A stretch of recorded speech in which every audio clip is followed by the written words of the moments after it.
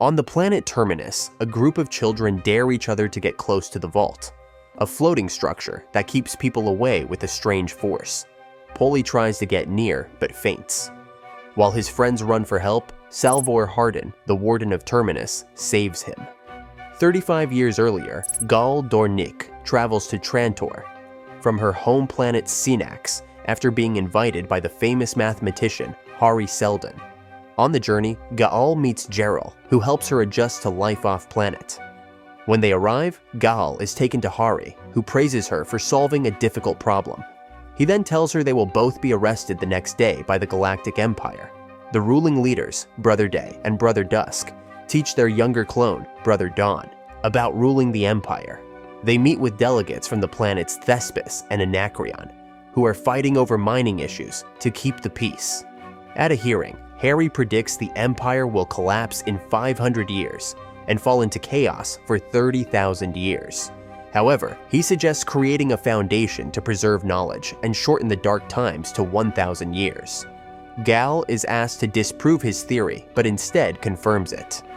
This leads Brother Dusk to order their execution. Before the order is carried out, a terrorist attack kills millions on Trantor. Brother Day spares Gaal and Hari, exiling them to Terminus to set up the foundation. Day hopes that if the predictions are wrong, the foundation will be forgotten. But if they are right, the Empire will take credit. 35 years later, Salvor Hardin approaches the vault and is unaffected by its force field. Imperial forces led by Demerzel raid a biohacking lab on the planet Ethra, trying to find clues about the nano-explosives used in the terrorist attack on the Star Bridge. However, the masterminds behind the attack remain hidden. Hari Seldon and his Foundation are on a slow ship heading to Terminus, a journey that will take over 4 years. During this time, the Foundation prepares for life on Terminus, but their training simulations often fail, and the chances of survival after arrival are low. The planets Anacreon and Thespis deny involvement in the Star Bridge bombing, though evidence suggests their people were involved. Gerald doubts they worked together, as they have a history of hating each other more than they hate the Empire. Brother Dusk, a senior member of the Empire's genetic dynasty, works on the Mural of Souls. He grows frustrated as his body shows signs of aging. Demerzel takes him to the Scar, the site where the Star Bridge crashed, and Dusk meets with a priest who wonders if Gaal can foresee the Empire's downfall. On the slow ship, Gaal becomes more involved with the Foundation and starts a romantic relationship with Rach. Hari admits that exile was not part of his original plan. In a display of power, Brother Day orders the bombing of Anacreon and Thespis, executing their diplomats while showing images of the attacks. Only the ambassadors survive to warn their people. Later, Gaal senses something is wrong and finds Rach has stabbed Hari. Rach grabs her, puts her in an escape pod along with the murder weapon, and ejects her into space as Hari dies. 400 years ago, Cleon III prepared for his death and the start of the genetic dynasty, where the Empire would be ruled by his clones.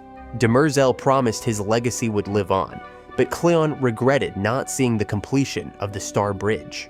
19 years after the Star Bridge bombing, Brother Dusk faces his last day before his ascension.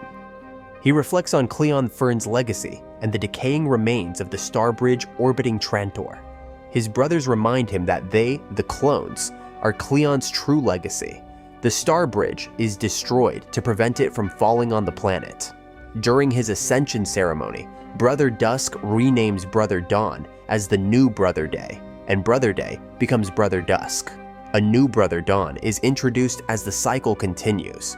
Brother Dusk, now called Brother Darkness, hears the new Dawn crying and feels something is wrong with the child, but he still proceeds with the ascension. Meanwhile, the slow ship reaches Terminus.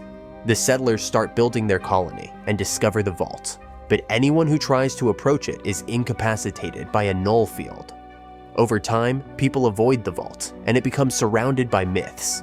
Some believe it to be an alien artifact or an Imperial surveillance post. As the colony grows, it becomes part of everyday life.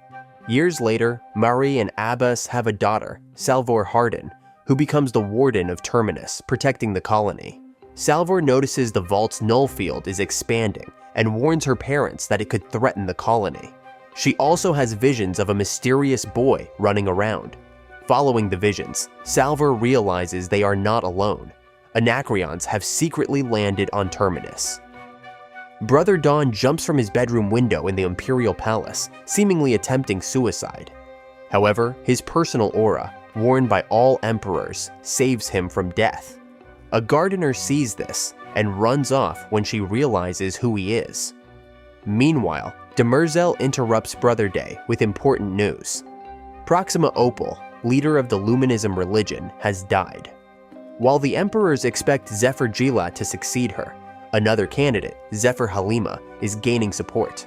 Halima promotes a belief that challenges the emperor's humanity, as it claims souls belong to one body, implying that the cloned emperors are less than human. Brother Dusk decides to attend Proxima Opal's funeral to address the situation. On Terminus, Salvor Hardin is captured by Anacreons led by Farah, who claim they are scrappers looking for the slow ship's navigational module. When told it was removed years ago, Farah insists on being taken to the tower in the settlement. Instead, Salvor leads them to the vault, where the null field knocks Farah unconscious. Salvor takes her prisoner and warns the colony about the Anacreon's presence. During interrogation, Salvor realizes Farah is the Grand Huntress of Anacreon. Brother Dawn hires Shadowmaster Obrecht to find the gardener's identity, while Day and Dusk grow worried about signs of unrest in the Empire. Religious movements, rebellions on Trantor, and the destruction of a communication buoy all hint that Hari Seldon's predictions may be coming true.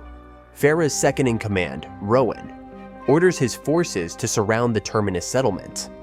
Dawn learns the gardener's name is Azura Odili, and when he meets her, he becomes infatuated. Day blames Dusk for the chaos following the bombings of Anacreon and Thespis, and decides to attend Proxima Opal's funeral himself, breaking protocol. As Day leaves, Dusk sends Cray Dorwin to Terminus to remind the Foundation of their loyalty to the Empire. On Synax, Gaal Dornick, an acolyte of the Seer Church, is assigned to investigate illegal activities at the university. Along with two other acolytes, she finds instructor Aaron Sorn trying to save books and educational materials. Gaal pleads with him to leave, knowing he will be executed if caught, but Sorn refuses. He insists that learning should not be considered heresy. The church arrests Sorn, and he is executed by drowning. That night, Gaal retrieves Kale's Book of Folding from Sorn's body.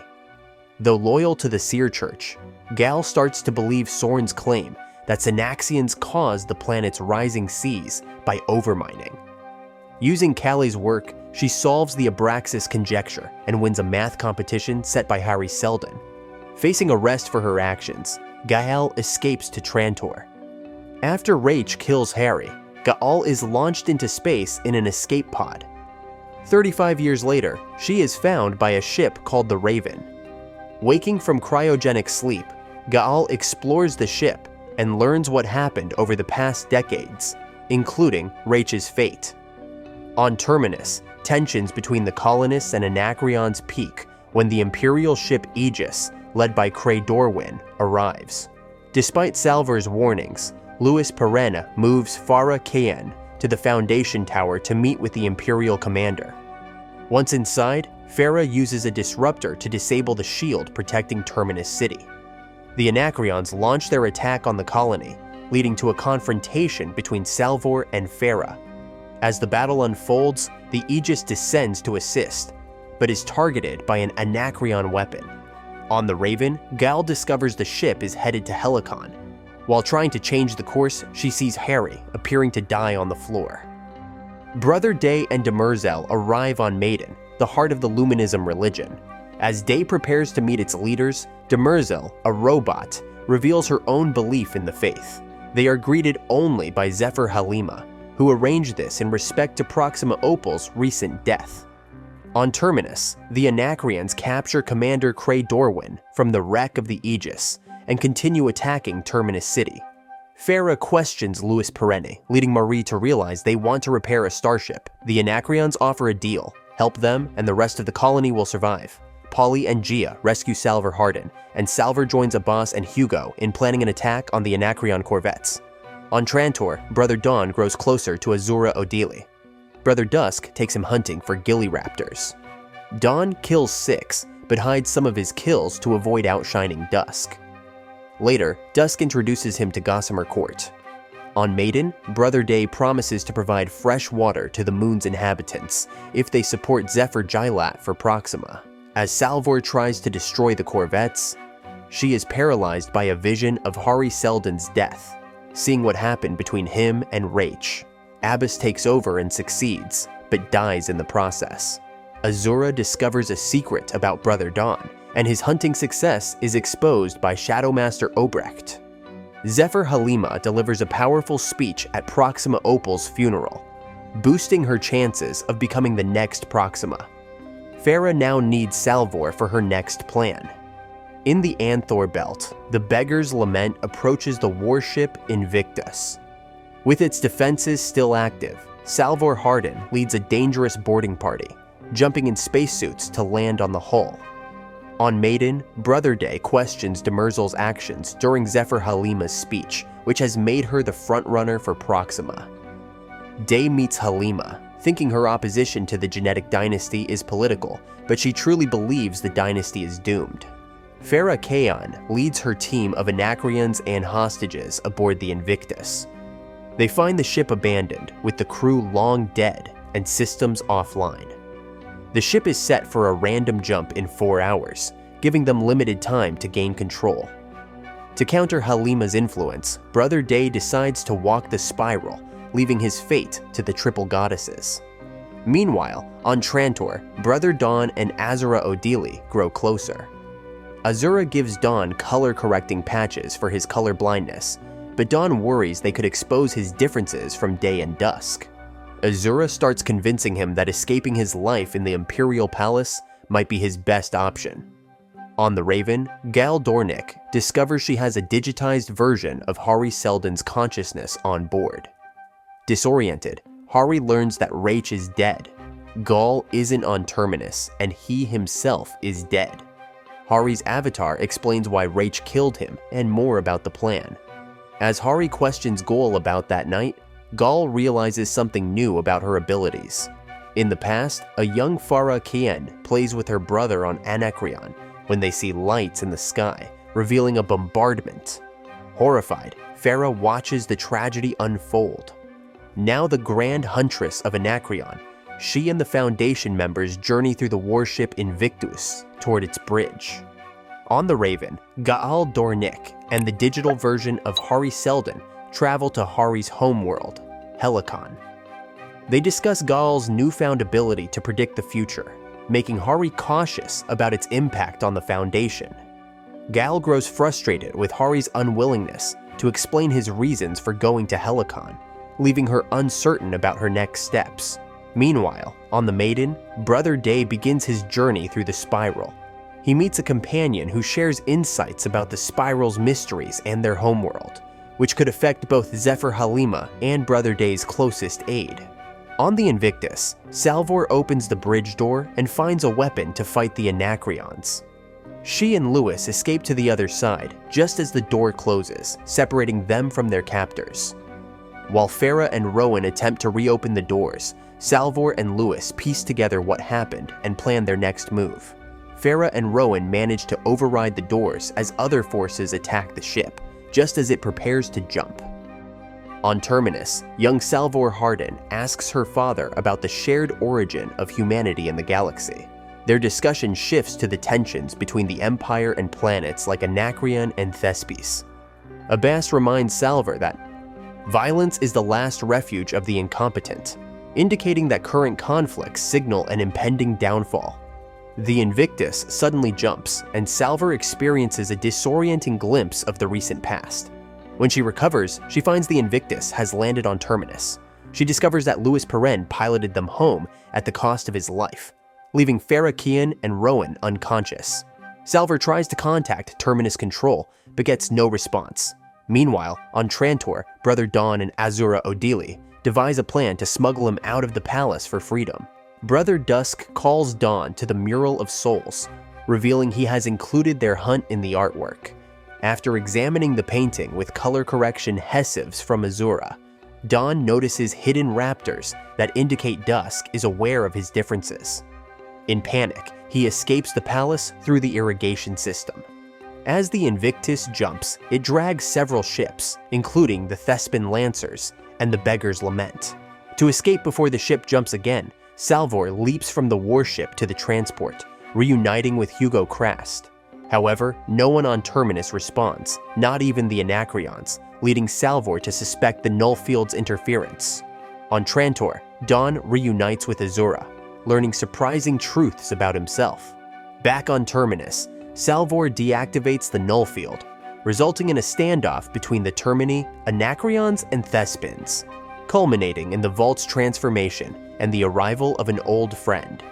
On Terminus, a digital avatar of Hari Seldon emerges from the Vault, revealing the hidden cause of the long-standing conflict between Anacreon and Thespis, a plot by Cleon II to control the Outer Reach kingdoms.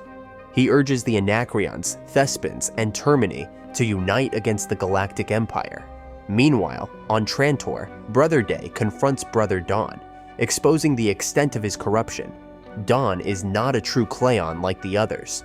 This revelation shatters Day's perception of their lineage.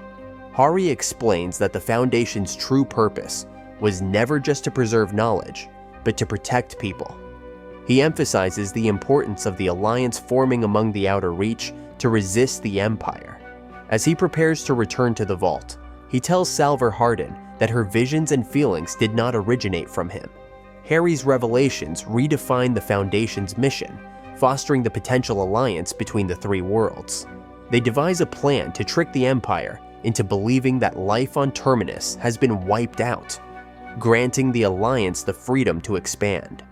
Old rivalries are set aside, and Salvor uncovers truths about herself that suggest her destiny extends beyond Terminus.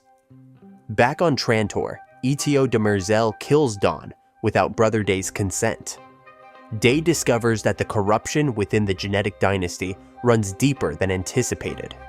Cleon I was also corrupted, which could imply that both he and Dusk are flawed copies, preventing any new clones from being created. Meanwhile, Gaal Dornick's leap of faith yields unexpected results, hinting at new possibilities for the future.